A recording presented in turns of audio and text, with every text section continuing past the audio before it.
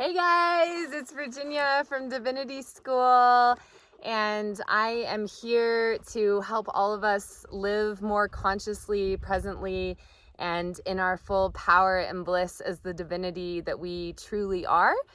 And I am so excited to introduce you guys to my very best friend in the world. This is Janelle Pollock, and what is it that you do?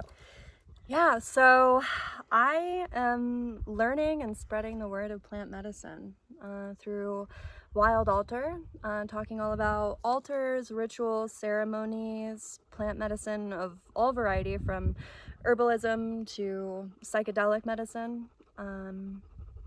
Yeah. So you can check her out at wildaltar.blog, wildaltar.blog, and she has some really amazing content on there. And I hope that part of the theme of this video can also be, Janelle and I have been creating together for a really long time. We created a yoga studio together back in the day called True West. We went to yoga teacher training together. We've been sort of seekers on this journey together, and very much are part of this community of seekers that you guys are part of. And when we have that connection with others, a lot of times there's a call to create together and a call to share things together. And that's what we're here doing right now. And so I hope that this inspires you guys to follow some of those heart intuitions and sort of pulls and attractions to collaborate with others. And I know that's already been happening a lot in this beautiful community. And like, even in the comments, you guys, like, we're all here together. And what beautiful collaborations is the divine, asking to come into fruition in those heart soul connections that you're finding. Yeah, definitely soul family status also, like many lives together. We've been best friends since we were like 12 in this life. But probably have been like married in some past lives, and yeah, there's a lot going on there. So as far as bringing that beautiful intention to creation, something that Janelle has taught me a lot about has been oracle cards and tarot cards. And this is a book that Janelle brought with her here to Cody, where she's visiting. And it's called The Earth Warriors Oracle Cards. I'm just like blocking it. Okay, we'll do that on my face too. It's an oracle deck, a card deck with, I think, 45 different oracle cards. And so why do you like to use this? Like, what is your... Ooh.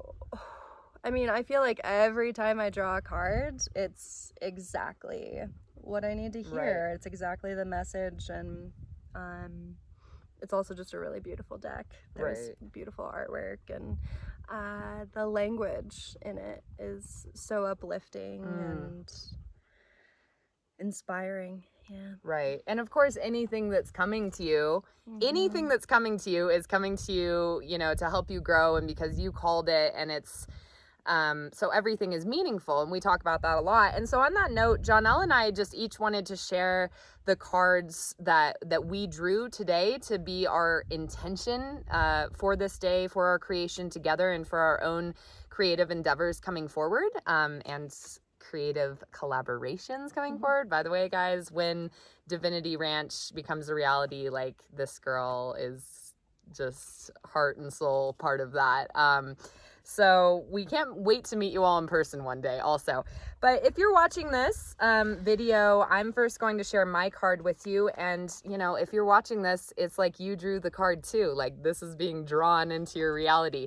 So the card that I drew is called Viracocha. I think that's how you pronounce it. And if someone else knows more about Viracocha than me, please drop in the comments and let us know what's up. So may this speak to you. Again, if you're here listening to this, then there's a message for you here. Honor the light. You are a light bearer. Your sole purpose is to redress the presence of darkness on this planet through shining the light. You are meant to do this in the ways that feel most uplifting to you. What brings brightness to your spirit? Do those things. How can you create a loving legacy to remind others of the light? Exploring and expressing the light in ways that remind others to seek the light too is a way to fulfill your divine destiny. Your light is powerful. Use it. People around you, perhaps even you, can sometimes get caught up in the troubles of the world and forget to focus on the light and your own creative power. Gently, but persistently, remind yourself and others to ask for divine help. This can be done according to each individual's belief system. Prayers will be answered. Focus on the light at specific moments during each day. Place sacred objects in your line of vision so you see them and remember the light often. You are a light worker, a light bearer, one who is divinely designed to receive and transmit light for the benefit of humankind and Mother Earth. You have more influence and situations to bring about divine conclusions than you may realize. Don't be afraid to use your light in all ways possible. Spiritual guidance. The great creator deity in the pre-Inca tradition from the Andes region is Viracocha, who is said to have risen from Lake Titicaca during the time of darkness to bring forth light. He made the sun, moon, and the stars. In his wisdom teachings, this reminds us of the importance of creating numerous ways to experience and remember the light and to reflect it back to ourselves in the world. Creating things in our minds and our worlds to reflect the divine light is vital. These could be simple altars, sacred spaces, beautiful sacred objects, or it could be the act of burning incense, playing beautiful music, doing a daily practice of meditation or breath work, oracle readings, prayings, conscious dance, yoga, art, writing, etc. Choose whatever it is that helps you honor the light and reinforces it as an authentic presence within your being. Through regular practice, a radiance will be ignited and its flames fanned within. Our soul becomes a lighthouse to help others find the way. Amplifying the inner light, and this is just my own put in real quick. My video from yesterday, we talked about how anything you put your consciousness on is amplified or magnified. So putting your consciousness on the light, amplifying the inner light, is a way to tap into your creative consciousness. Then what you generate in this world through your thoughts and actions is what you actually want to share, that which increases hope, goodwill, happiness, and peace in this world. It is said that Viracocha made humans by breathing into stones. But his first creation efforts were not pleasing to him, so he destroyed them with a flood and began anew for a better result. The symbolism of this speaks of allowing our creative ideas to evolve. We do not need to be scared to let things fall away, to wash ourselves clean and start afresh with new intentions. We can do this daily, I would add, moment by moment, through prayer and other ways to honor and strengthen the inner light of spirit. For someone like you, with a strong mind and the ability, my dogs found a rabbit. They won't catch it, don't worry. For someone like you, with a strong mind and the ability to broadcast thoughts and feelings more clearly than many around you, with a position and purpose of spiritual influence at a soul level, it is essential that you bring your mind and heart and way of being back to the light, back to love, many times a day. If you get into a dark mood, it doesn't only affect you. It may well bring down many others. If you are alone, hiding from the world under a bundle of blankets, your darkness doesn't go unnoticed or unfelt. The more you grow spiritually, the more your own states of being will have an impact on the world. This doesn't mean that you need to fear your own darkness. Rather, when it arises within you, your job is to recognize it and work through it. Accept it without delay. You minimize the amount of time and grip that you give this darkness in your own soul, and you practice authentically bringing yourself back to the light. There is no magic in this. It is an ability born of practice. And I would add, willingness. The discipline to practice comes from a desire to be in the light.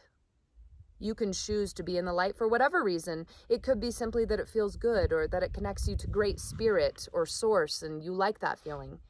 It may be that being happier makes you more attractive and magnetic to what you want to experience, or you want to brighten up someone's day and not darken their mood with your own. You may want to show gratitude to the divine rather than discontent, or so forth. The point is that you figure out your best motivations, your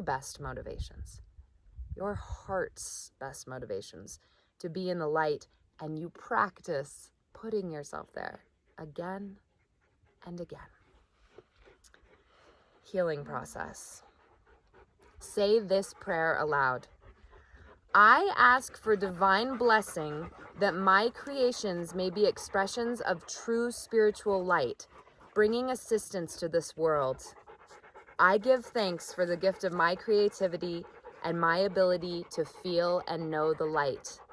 May this light dwell fully alive within me, inspiring my creativity so that I am a source of loving radiance for those in need in this world. May joy always be at home in my heart. Through my own free will, so be it. Then contemplate something you would like to create or a feeling that you would like to experience more of in this world, to amplify, to magnify. Contemplate that. Take a few moments to imagine, visualize, feel, or pretend that you can build a light in your heart that holds all the good feelings and happy visions around the situation that you wish to bring to life in the world. When you are ready, imagine it rising up from your heart and flying towards the light of the sun, where it ignites into divine flame and returns to plant itself in the earth as golden seeds. Feel good about these seeds, knowing that they are strong and healthy and blessed and will grow into maturity, bringing nourishment for the greater good. You, my dear friend, have now completed your healing process.